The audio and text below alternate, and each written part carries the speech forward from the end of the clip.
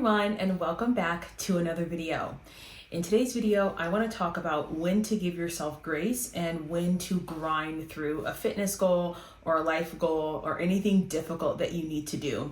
The reason why I'm talking about this is because I know a lot of us, we're in a day and age where everyone wants to give themselves abundances of grace, and sometimes that's good, but sometimes it just leaves us in the same place, not making very much progress, and then we're wondering why we haven't reached our goal or lost the weight or put on muscle or read that book or wrote the book. And so I just want to talk about some of the tools that I give my clients and some of the tools that I use for myself in order to determine when I need grace and when I just need to grind and grit through it. So there are two things that I typically do. Number one is I give myself minimums and maximums. And I talked about this probably 2 or 3 years ago as part of my goal setting conversation that I had online. I've got to find it somewhere, but I give myself minimums and maximums. And what that means is for whatever goal I have, for whatever task I need to complete, I have minimums and maximums that I need to do that week. So for me, my minimum for working out is 4 days a week. That is my minimum. My maximum is 7. Like if I want to go on an extra hike on a Sunday, which I normally don't, or a Saturday, or if someone wants me to go on a bike ride with them, I'll take that in as an extra day of exercise. But my minimum is that I exercise 4 times per week. So that's either strength training, walking, running, hiking. Those all count as exercise for me. 4 times a week is my minimum. My maximum is 7. For some of my clients, their minimum is 3 and their maximum is 5. So once you've established your minimums and your maximums, if you have not done your minimums, you need to grind. Sorry about it. Unless you're ill or unless there's like some major catastrophic event, you need to grind through to hit your minimums. That's why minimums are so helpful, because they automatically have puts filters in place for you not to be able to just say, I've worked so hard this week already, I don't need to do this. No, my minimum is 3 times a week. Did I hit my minimum? Now, this of course requires you to have discipline.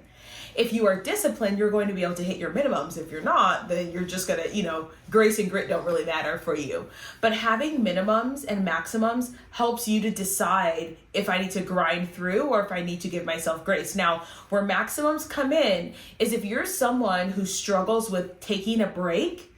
Let's say your goal is to edit your resume, and you need to edit it 3 times a week over the next month. Or send out your resume to 3 different jobs every day. Let's say your maximum is 5, right? 5 different companies or 5 different roles.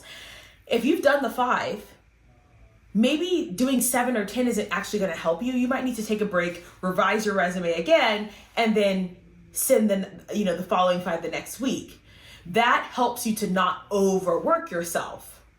Or let's keep it a buck, because I was a teacher. My minimum number of hours after school was 1. My maximum was 2. After 2 hours, ain't nothing godly happening anyway. So then I went home.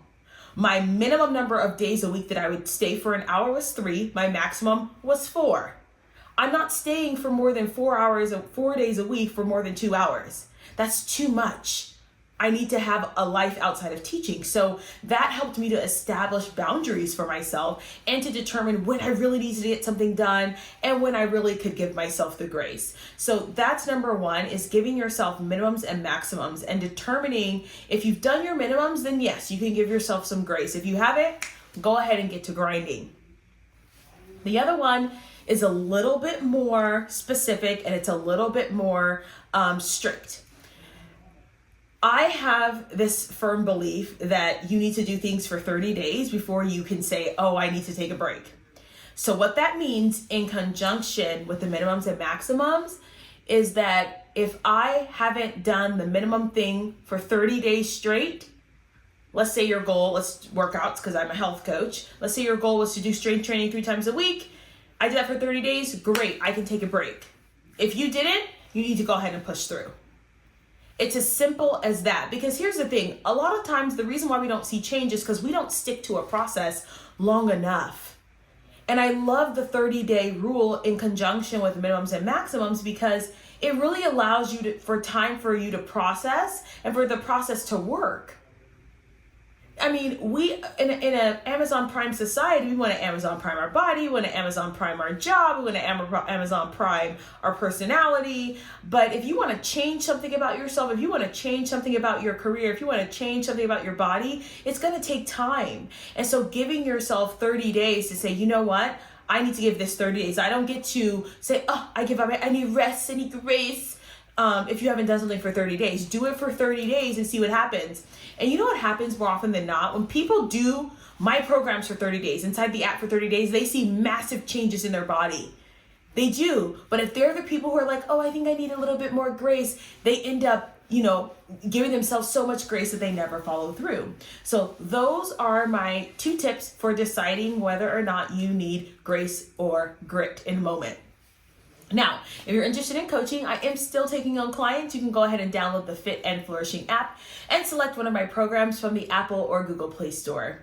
If you enjoyed this video and it resonated with you, don't forget to like, share, comment, and subscribe, and I'll see you guys in the next one.